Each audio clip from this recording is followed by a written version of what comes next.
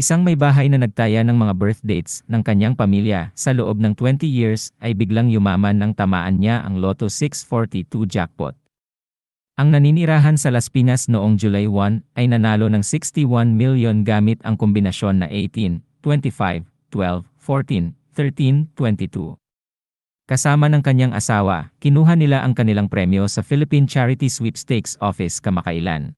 Halos 2 dekada ko nang tinatayaan ang mga kaarawan ng aming pamilya, at buti naman sa awa ng Diyos ay nanalo din kami, sabi ng nanalo sa Facebook page ng PCSO. Sinabi ng nanalo na gagamitin niya ang kanyang premyo para itayo ang bahay ng kanilang pamilya. Sinabi rin niya na plano niyang magtayo ng negosyo ng apartment rental.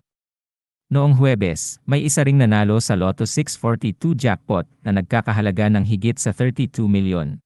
Walang nanalo sa iba pang malalaking lotto draw, tulad ng Super Lotto 649 ang kombinasyon na 6, 15, 20, 38, 43, and 7. Sana ay maaaring nagkamit ng 38 million pesos para sa isang betor ng Super Lotto 649. Mag-subscribe para sa mga latest at trending news online.